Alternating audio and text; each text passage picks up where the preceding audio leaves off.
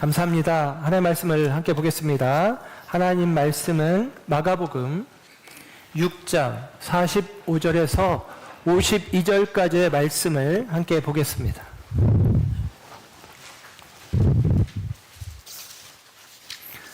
하나님의 말씀 마가복음 6장 45절에서 52절까지의 말씀 함께 합독합니다. 시작. 예수께서 즉시 제자들을 재촉하사 자기가 무리를 보내는 동안에 배 타고 앞서 건너편 벳세다로 가게 하시고 무리를 작별하신 후에 기도하러 산으로 가시니라.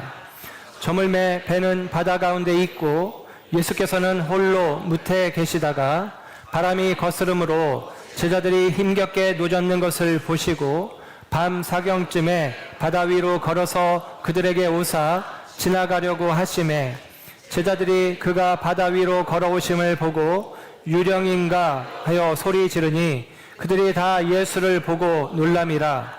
이에 예수께서 곧 그들에게 말씀하여 이르시되 안심하라 내니 두려워하지 말라 하시고 배에 올라 그들에게 가시니 바람이 그치는지라. 제자들이 마음에 심히 놀라니 이는 그들이 그 떡 되시던 일을 깨닫지 못하고 도리어 그 마음이 둔하여졌음이러라. 아멘. 아멘. 자리에 앉으십니다. 오늘 이 아침에 하나님의 사랑하심과 은혜가 저와 여러분 가운데 함께한 줄 믿습니다. 우리는 하나님의 나라와 기적이라는 주제로 마가복음의 말씀을 살피고 있습니다. 오늘은 8번째 시간 물 위를 걸으시다 라는 제목으로 하나님 말씀을 전합니다. 제 아이가 한 10살쯤 되었을 때 저와 함께 여행을 하는 기회가 있었습니다. 그런데 아이가 계속 같이 가는 길에 저에게 반복적으로 질문을 했어요. 아빠, 얼마나 남았어요?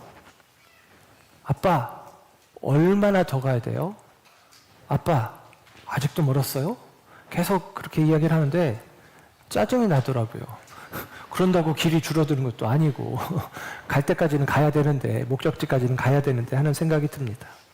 오늘 본문의 이야기는 제자들이 늦은 밤, 어두운 밤 갈릴리 바다에서 노를 젓고 있는데 그들의 목적지에 다다르지 않아서 괴롭고 힘겨운 상황 속에 주님이 그들을 찾아오셨다라고 하는 이야기를 우리에게 들려줍니다. 오늘 저와 여러분의 삶 속에 바다라고 하는 것은 우리의 인생을 표현하기도 하는데 그 바다 가운데 힘겹고 어렵게 살아가는, 그리고 나름대로 애쓰고 수고하는 가운데 우리가 원하는 혹은 주님께서 약속하신 것으로 기대했던 그 생명된 목적지에 다다르지 못한 채 힘겹게 노젓고 있는 저와 여러분들 가운데 오늘 말씀이 위로의 말씀으로, 도전의 말씀으로 자리하기를 주님의 이름으로 축복합니다. 오늘 예수님께서 물 위를 걸어오시는 이 기적사건의 앞에 사실은 더 놀라운 기적사건이 하나 기록되어 있어요. 우리는 이 이야기는 건너뛰는데 오병이어 사건이라고 우리가 잘 알고 있는 내용입니다. 보리떡 5개, 물고기 2마리로 남자만 5,000명, 그래서 한 2만 명 정도는 주님이 먹이셨다라고 하는 기적사건이죠. 이 오병이어 사건은 마태복음, 마가복음, 누가복음, 요한복음, 사복음서에 공히 기록을 해주고 있습니다. 이 오병이어 사건을 경험하는 이스라엘 사람들은 마치도 모세를 떠올렸을 것 같아요. 광야에서 하나님께 기도하여 만나가 하늘에서 내리는 기적을 경험하게 됩니다. 그 만나가 하늘에서 내리는 경험을 통해서 모세는 백성들의 지도자로서 손색 없는 인정함을 받게 되어집니다. 마치도 예수님께서 오늘 오병이어의 기적을 일으켰을 때 예수님을 따르는 사람들에게는 놀라운 기적인 동시에 예수님을 가까이에서 모시고 따랐던 제자들에게는 짜릿한 순간이었을 거예요. 왜냐하면 오늘 병행성경인 요한복음 6장에 보면 이 오병이어 기적사건을 통해서 사람들은 예수님을 왕으로, 임금으로 삼으려고 했다라고 이야기합니다. 그래서 예수님은 오늘 본문 말씀에 마가복음 6장 45절에 시작하는 말씀에 예수께서 즉시 제자들을 재촉하사, 즉시 재촉하셔서 제자들로 하여금 바다 건너편으로 배를 타고 건너가게 하시고, 예수님은 남아서 이 오병이어 사건을 경험했던, 기적을 경험했던 사람들을 다 흩으시고 예수님은 따로 산 위로 올라가셔서 기도하셨다라고 기록을 해주고 있습니다. 왜? 예수님을 왕 삼으려고 했기 때문에 라고 이야기하는 것이죠. 사람들이 예수님을 왕 삼으려고 했다는 그 내용은 충분히 이해가 갑니다. 보리떡 5개 물고기 2마리로 2만 명이 먹게 하는 기적을 행하시는 분이라면, 그분이 우리의 임금이 되시면, 왕이 되시면 먹고 사는 문제는 해결되겠다, 그렇게 쉽게 생각할 수 있잖아요. 오늘날도 우리가 선거를 통해서 위정자를 세우는 과정 가운데 가장 크게 염두에 두는 게 무엇입니까? 누가 우리의 경제를 더 발전시켜 줄 것인가? 누가 우리의 수입을, 우리의 호주머니를 더 두껍게, 많게 해줄 것인가? 그것을 기준으로 우리가 위정자를 세우는 일들이 있잖아요. 그러니 예수님은 왕 되시기에, 임금 되시기에 합당하죠. 그러나 여러분, 예수님은 이 땅에 속한 문제들을 해결해주는 왕으로 오신 것이 아니라, 예수님은 세상의 임금이 아니라 하나님 나라의 통치자가 되기 위하여 우리 가운데 오셨음을 알게 됩니다. 그래서 오병이어 사건 이후에 요한복음을 보면 이튿날, 그 다음날 예수님께서 사람들에게 생명의 떡에 대해서 말씀을 해주세요. 물질적인 떡이 아니라 생명의 떡이 너희에게 필요하다, 그것을 알게 하려고 오병이어를 나타냈다라는 것이죠. 그래서 예수님이 결국 십자가를 목전에 두고 제자들과 함께 최후의 만찬을 하시면서 떡을 떼어주시면서 받아 먹어라, 내 몸이야. 잔을 내어주시면서, 포도주를 내어주시면서 받아 마셔라, 내 피다 라고 이야기하시잖아요. 예수님이 이 땅에 오신 목적은 저와 여러분을 위하여 생명의 떡, 생명의 피인 자신의 몸과 자신의 피, 곧 십자가의 희생을 통해서 우리를 구원하시기 위함입니다. 이 사실을 예수님은 알고 있었기 때문에 그 백성들의 예수님을 향한 환호성, 예수님을 왕 삼으려는 외침을 뒤로 하고 제자들은 떠나보낸 동시에 예수님은 산 위로 올라가셔서 기도하셨다는 거예요. 예수님의 기도는 무언가를 구하는 기도이기보다는 예수님의 기도는 자기 자신을 하나님의 뜻에 묶어내는 기도를 하십니다. 프로슈코마이라고 하는 기도라는 말이 있지만 데오마이라는 기도라는 단어가 있어요. 데오마이라는 말은 나를 묶는다라는 말이에요. 예수님은 언제든지 하나님의 뜻에 자신을 묶어내시는 기도의 자리를 찾아가셨습니다. 예수님의 시선은 언제든지 하나님을 향하고 있었어요. 예수님이 이 땅에 오신 목적을 기도를 통해서 다시 한번 재확인하십니다. 예수님이 이 땅에 오신 목적은 이 땅에 임금 되시기 위해서가 아니라 이 땅에 하나님의 나라를 가져오시기 위함입니다. 이 땅에 하나님의 나라를 가져오시기 위해서 우리의 죄의 문제를 해결하시고자 십자가를 감당하시는 것이 우리 주님의 오신 목적이다라는 사실이죠. 어쩌면 예수님에게도 제자들에게도 오병이어 기적 사건이 일어났을 때 그것은 아마 인생 최고의 순간이었을 거예요. 특별히 제자들의 입장에서는 예수님이 오병이어 기적을 일으키시고 그리고 예수님을 향해서 사람들이 임금 삼자, 왕으로 세우자라고 하는 외침들이 있었을 때 그들은 황홀경을 경험했을지도 모릅니다. 마치 또 변화산상에서 예수님의 모습이 변모했을 때 그 영광된 모습을 보고 제자들이 예수님께 말하기를 여기가 좋사오니 우리가 여기에다가 초막을 짓고 여기 머물겠습니다.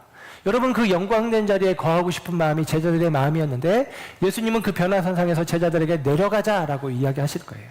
그것처럼 오늘 본문 속에서는 오병이어 기적 사건을 통해서 사람들이 환호하고 있는 그 틈에 예수님이 가장 가까이 있는 제자들에게는 굉장히 기쁘고 그리고 인생 최고의 순간을 경험하고 있는 그 순간 예수님이 제자들에게 즉시 재촉하여서 배를 타고 빨리 바다 건너편으로 가라라고 말씀하는 거죠. 그리고 예수님이 재촉하시니, 이 재촉했다는 말은 예수님께서 강권했다는 말이거든요. 예수님이 강하게 그들을 내몰으신 거죠. 그래서 예수님이 그들을 떠미시는 대로 어쩔 수 없이 배를 타고 바다 건너편으로 가는 길입니다. 그런데 그 가는 길에 지금 거친 바람을 만나게 되는 거예요. 주님이 보내셨고 주님이 가라 하셨고 내가 영광을 누리고 기쁨을 누리고 만족을 누리는 그 자리에서 나를 떠밀어서 바다 저편으로 가라 하셨으면 내 인생의 평안이 내 인생의 안전이 있어야 맞는 것 같은데 주님이 이 거친 바람을 만나게 하신다라는 사실이죠. 여러분 우리 가운데도 그런 경험들이 있습니다. 장밋빛 인생이 펼쳐지는 것 같은 순간 갑자기 폭풍우가 우리 앞을 덮는 경험을 하기도 합니다. 이제 좀 고진감 내라고 고생 끝에 이제 낙이 오려나, 이제 좀 누릴 수 있으려나, 이제 좀 즐길 수 있으려나 라는 마음을 갖는 그 순간 주님께서는 여지없이 우리를 폭풍우 한가운데 밀어넣으시는 그와 같은 느낌, 그와 같은 경험들을 갖기도 한다라는 것이죠. 그리고 그 풍랑은 기쁨은 잠시이고 그 풍랑은, 그 고난은, 그 어려움은 왜 이렇게 긴지, 얼마나 남았는지, 도대체 얼마나 더 가야 하는지, 언제쯤 주님이 말씀하신 그 폭우에 도달할 수 있을지 막막한 경험을 할 때가 있습니다. 그래서 더 힘이 들죠. 우리가 지지난주에 살폈던 마가복음 4장에 예수님이 제자들과 함께 배를 타고 거라사 지역으로 가실 때 그때는 큰 풍랑을 만나게 되는데 그 풍랑이 있는 바닷속에서 제자들이 탄 배에 예수님도 함께 계셨거든요. 그런데 오늘 이 사건 속에서는 예수님은 무태, 땅에 계시고 그리고 제자들만 배를 타고 있습니다. 문제를 만났지만, 어려움을 만났지만 그들 곁에 예수님이 계시지 않아요.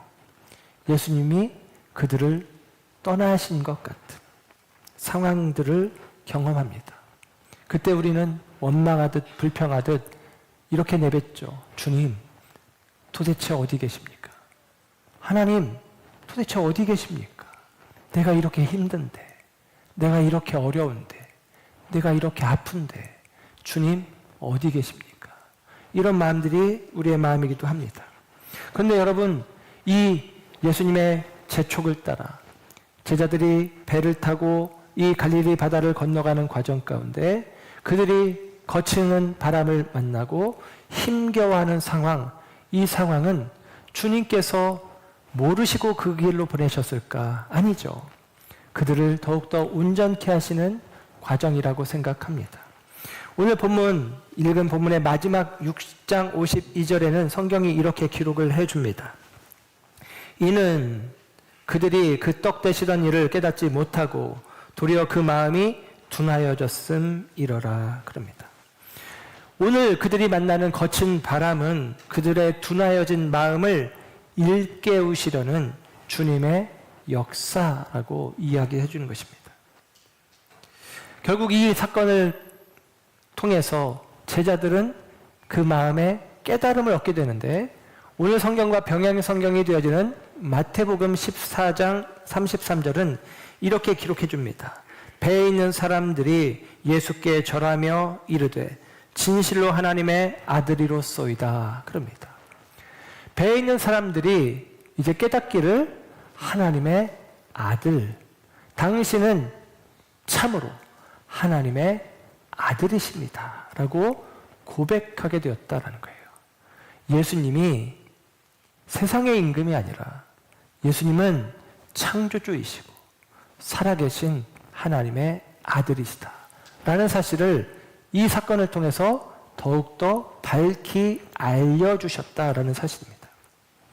광야에서 만나를 경험했을 때 하나님의 역사임을 알 때 이 빈들에서 오병이의 기적을 통해서 하나님의 역사를 경험해 갑니다.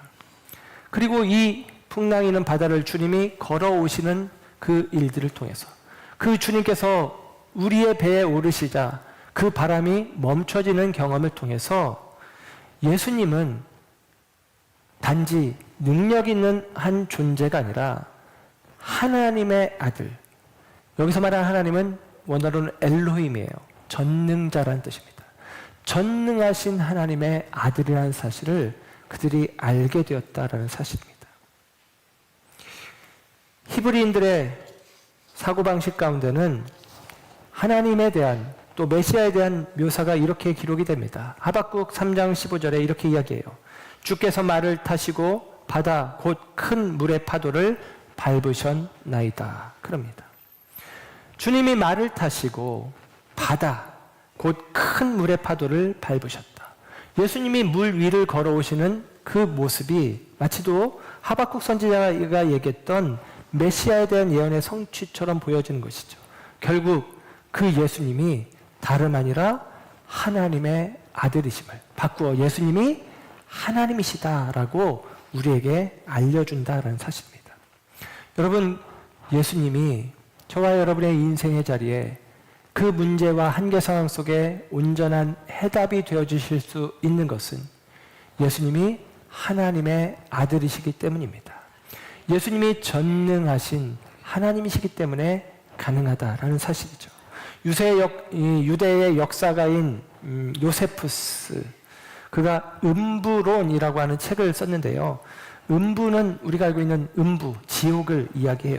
그 음부를 이야기하면서 천국에 대해서도 그가 묘사를 해주는데 그 책에 음부론이라는 책에 천국에 대한 묘사가 이렇게 되어 있습니다. 그러니까 예수님 당시의 유대인들은 천국에 대해서 이렇게 이해를 했다는 거예요. 어떻게 이해를 했냐면 천국에는 잠도 없고 슬픔도 없고 타락도 없고 걱정도 없는 곳이다라는 거예요.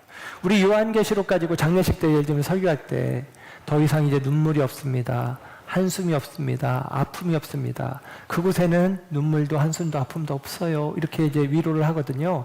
그처럼 정말 유대인들의 생각 가운데는 천국은 잠도 없고 슬픔도 없고 타락도 없고 걱정도 없다라는 거예요.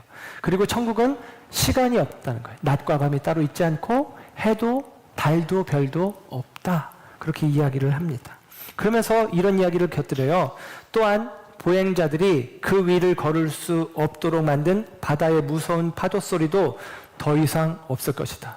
보행자들이, 걷는 사람들이, 여행자들이 더 이상 걸음을 방해하는 무서운 파도는 이제 없다는 거예요. 천국은 그런 파도는, 풍랑은, 광풍은 없다라는 거죠. 그러면서 이렇게 이야기합니다. 비록 바다의 물이 완전히 없어지지는 않겠지만 그때가 되면 의인들은 쉽게 바다 위를 걷게 될 것이다. 그럽니다. 하나님 나라는 의인들이 바다 위를 걷는다라는 거예요. 여러분, 예수님이 오늘 물 위를 걸어오신 것은 이 유대인들이 생각하는 하나님의 나라가 예수님을 통해서 이미 성취되었음을 보여주는 장면이에요.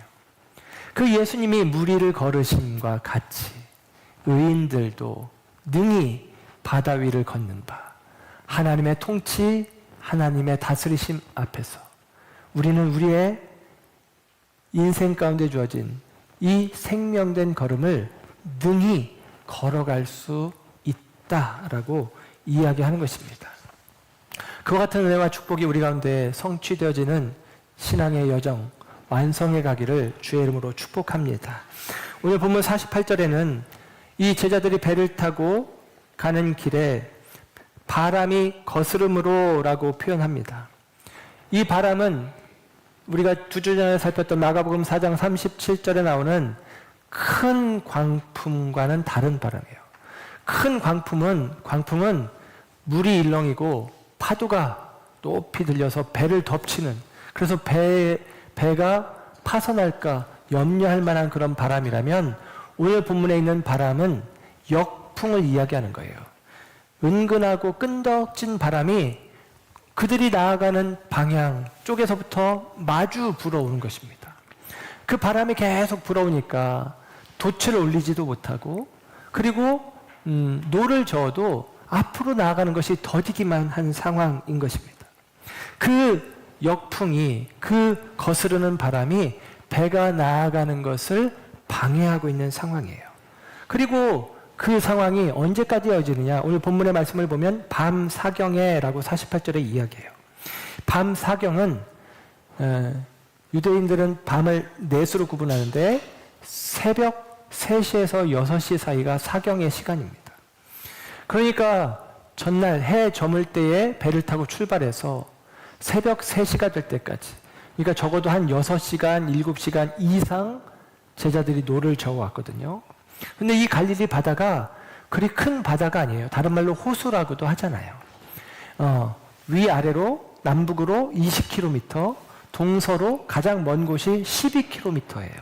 그리고 예수님이 기적을 행하신 갈릴리 동북편의 베세다라는 지역에서 성경 말씀을 보면 가버나움 지역으로, 북서편의 가버나움 지역으로 가려고 하는데, 이 가버나움 지역으로 가려고 했지만 결과적으로는 게네사렛이라고 하는 평야에 이르게 됩니다.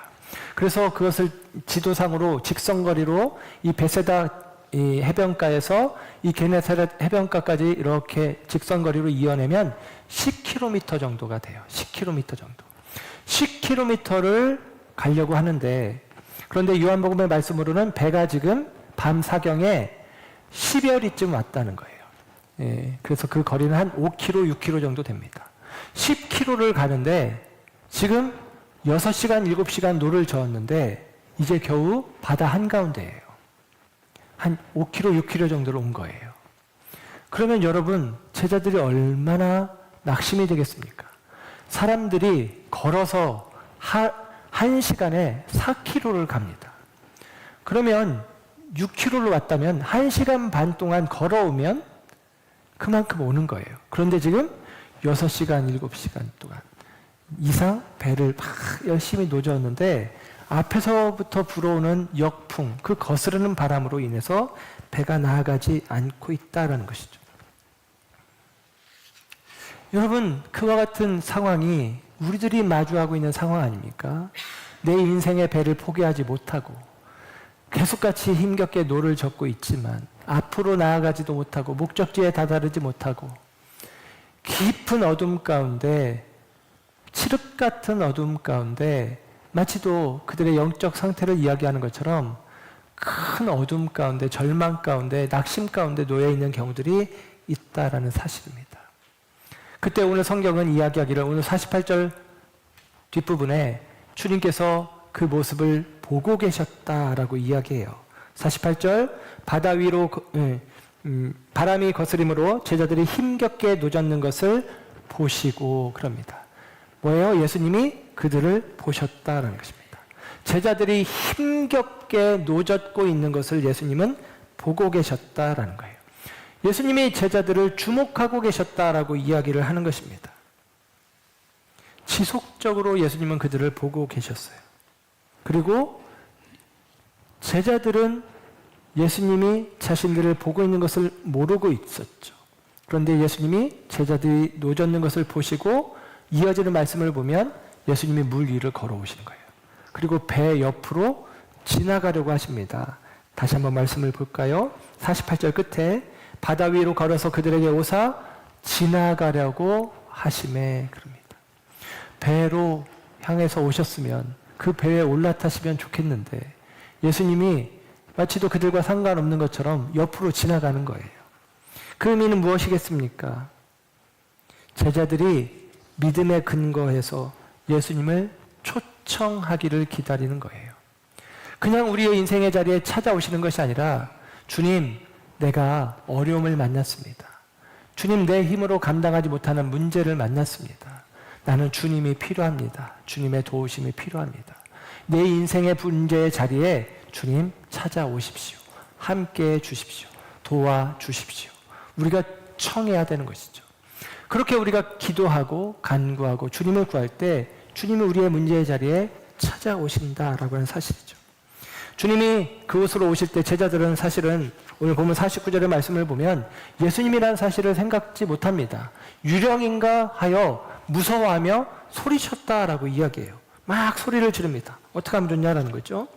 여러분, 예수님은 제자들을 보고 계셨지만 제자들은 예수님을 보고도 예수님을 알지 못했다라는 사실입니다. 여러분, 문제에 갇혀 있으면 예수님이 보이지 않는 법입니다. 엠마오 마을로 가는 두 제자는 예수님이 십자가에 달려 죽으신 까닭에 크게 낙심했습니다.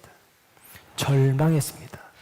낙심과 절망의 그림자가 그들을 덮었더니 엠마오 마을로 가는 그 길에 예수님이 그들과 부활하신 예수님이 동행하여 이야기를 나누시는데도 예수님인지 알아보지 못했다라는 거예요. 그와 마찬가지로 오늘 본문의 말씀 속에서도 깊은 밤, 그 거스르는 바람의 고난과 어려움 때문에 그 거친 바람과 싸우느라 지쳐서인지 예수님이 그들 곁에 다가오시는데 예수님인지 알아보지 못했다라는 사실입니다. 제자들의 눈이 가리워지는 것이죠. 사랑하는 여러분, 저와 여러분도 이런 경험을 할 수 있습니다. 주님이 우리 곁에 계신데, 주님이 나와 함께 하시려고 다가오시는데 우리가 그 예수님을 보지 못한다면 그 예수님을 우리가 초대할 수 없다는 것입니다. 예수님께서 우리를 바라보시듯 저와 여러분의 시선도 늘 주님을 향하여 있기를 주의 이름으로 축복합니다.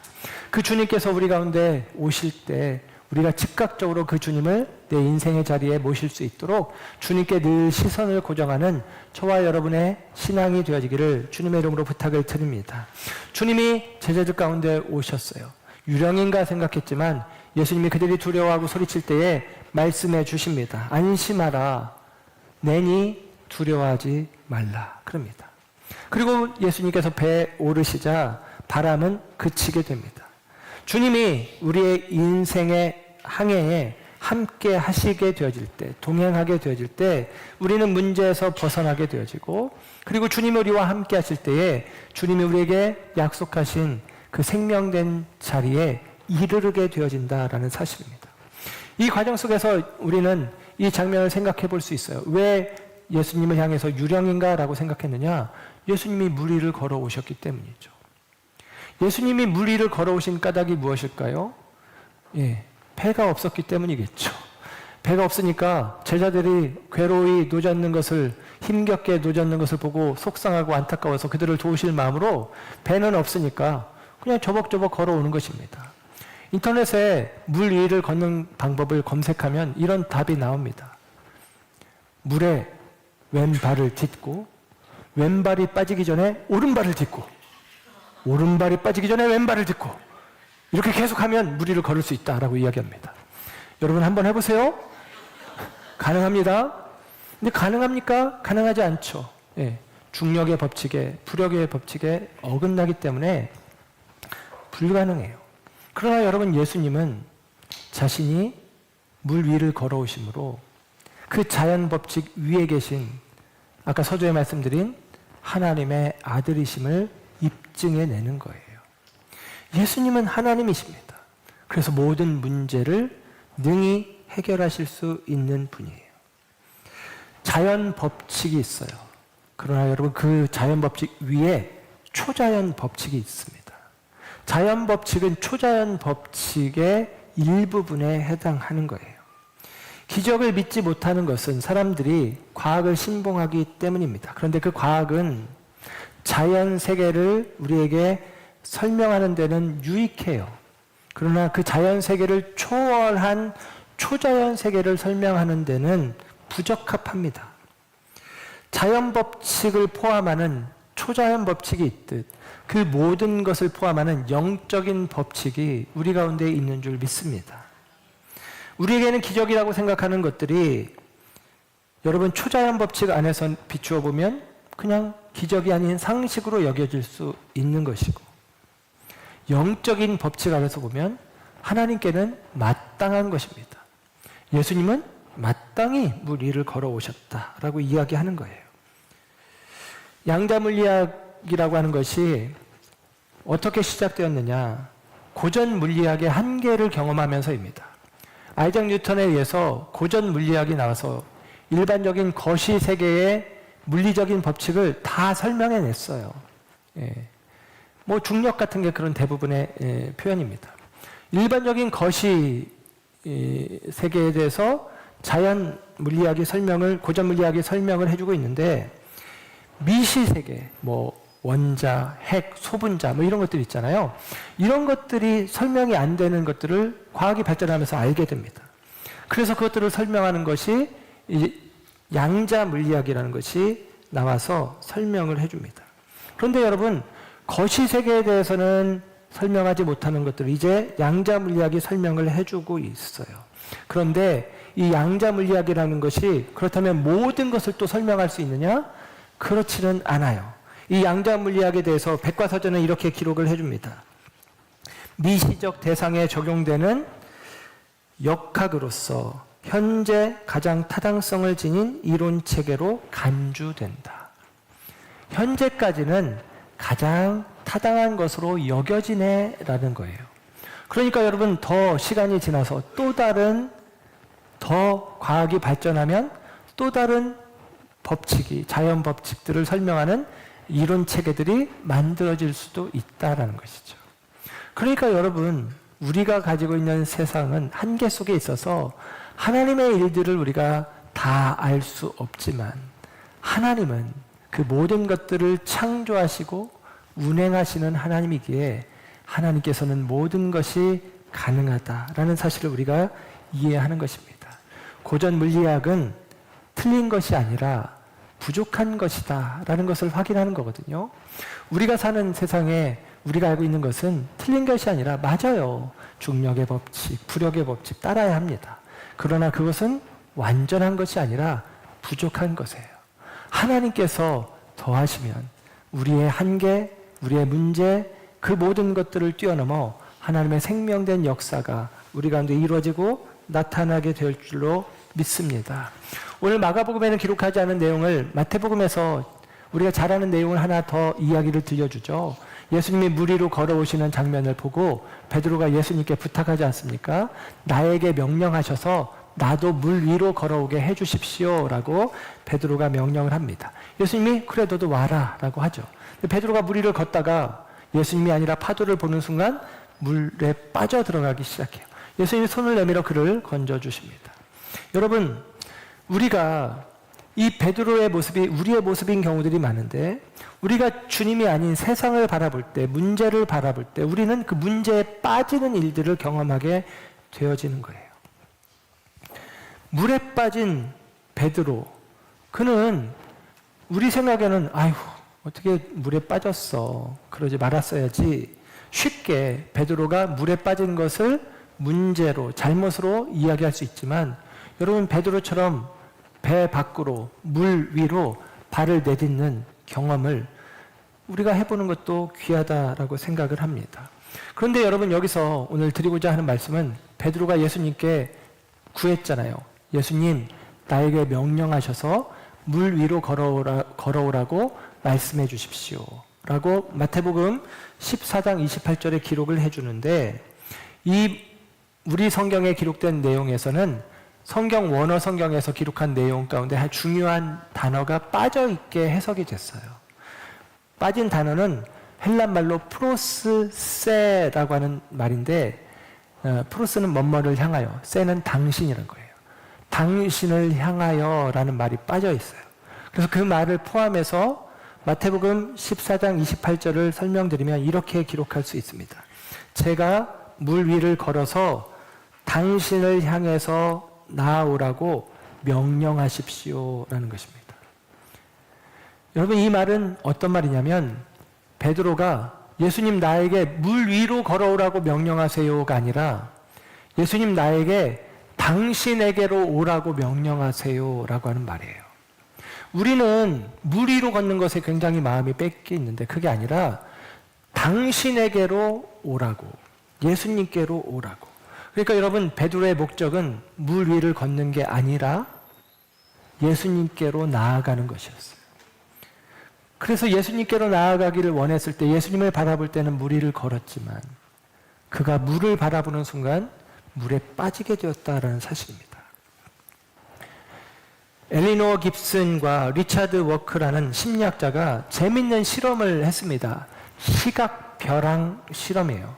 시각벼랑 실험이라는 실험을 했는데, 이것은 생후 1년 전후의 아기들을 대상으로 실험을 합니다. 여러분이 볼 때는 요즘은 구조물로 치면 이렇게 테이블을 만들고, 이제 아래로 이제 절벽을 만들고, 그리고 이제 평을 만들어요. 그리고 이 테이블 위에 강화 유리를 덮어둡니다. 그럼 강화 유리가 있으니까 그 유리 위로 갈 수 있잖아요. 건너갈 수 있잖아요. 우리 가끔 어디 요즘에 이제 뭐 유원지 같은 데 가면 강화 유리로 높은 지역에 이렇게 길을 만들고 그 위로 지나가면서 우리가 그 강화 유리로 그 아래 낭떠러지를 이렇게 다 볼 수 있게 만들어 놨잖아요. 근데 그걸 아이들에게 실험을 했더라고요. 근데 아이들이, 기어가는 아이들인데 하나같이 그 벼랑 끝에 이렇게 기어가다가 벼랑 끝을 보게 되면 이 아이들이 높낮이 차이를 인지하는 능력이 있어서 거기서 멈춥니다. 그리고 돌아서 버려요. 그런데 이 실험에서 중요한 것은 이 벼랑을 이 아이들이 인식하느냐 인식하지 않느냐를 넘어서 맞은편에 엄마가 앉아 있습니다. 엄마가 앉아 있는데 엄마의 표정이 무표정한 표정으로 혹은 근심하는 표정으로 이렇게 앉아 있으면 아이가 오다가 그 벼랑 끝까지 엄마를 향해서 오다가 멈춰요. 그리고 되돌아갑니다. 그런데 엄마가 반대편에서 웃고 있으면 아이는 이 벼랑을 인식하지 않고 그냥 계속 기어서 엄마의 품에 안깁니다. 엄마가 어떤 표정을 짓고 있느냐가 참 중요하죠. 그 사실을 봅니다. 그런데 여러분, 오늘 우리에게도 마찬가지예요. 예수님께서 제자들이 괴로이 힘겹게 노젓는 것을 보셨어요. 그리고 그 예수님의 제자들을 바라보시는 시선은 엄마가 웃는 것처럼 예수님이 제자들이 괴롭게 노젓는데 힘겹게 노젓는데 웃고 계셨겠습니까? 그것은 아니지만 예수님께서 사랑과 은혜로 우리를 바라보시는 거예요. 그리고 그 예수님께서 우리 가운데 다가오실 때에 저와 여러분들이 그 예수님을 온전히 바라보게 되어지면 우리는 그 문제의 상황 속에 빠지지 않고 그 벼랑 끝에 추락하지 않고 주님을 향해서 기꺼이 나아갈 수 있다는 사실입니다. 깎아지른 듯한 낭떠러지, 우리를 불안하게 하고 좌절하게 만드는 인생의 시각 벼랑들은 사실은 알고 보면 건너갈 수 있는 것들이거든요. 그런데 우리는 우리 앞에 있는 문제에 빠져서 갇혀서 그 길을 가는 것을 포기하기도 하고 그 과정 속에 낙심하고 절망하기도 합니다. 그때 그 벼랑을, 그 시각 벼랑을 건너갈 수 있는 유일한 방법은 날 위해 십자가의 독생자를 내어주신 그 하나님의 은혜, 그 하나님의 사랑을 의지하고 그것을 바라보며 그 하나님께 우리의 시선을 두고 신뢰의 걸음으로 나아가는 것입니다. 그때 우리는 비로소 그 문제를 딛고 하나님께서 우리 가운데 명하시고 말씀하시고 약속하신 그 폭우에, 안전한 폭우에 이르르게 되어진다라는 사실입니다.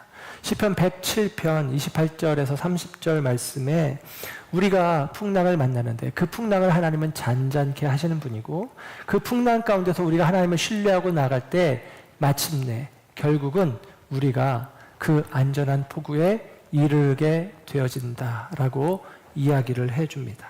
사랑하는 여러분, 저와 여러분의 삶 속에서 하나님을 신뢰하고 하나님을 의지하고 하나님을 우리가 바라보며 저와 여러분 가운데 놓여진 이 바다를, 인생의 바다를 뛰어넘어 주님의 생명된 약속의 자리로 나아가는 우리 모두가 되기를 주님의 이름으로 축원합니다. 기도하겠습니다.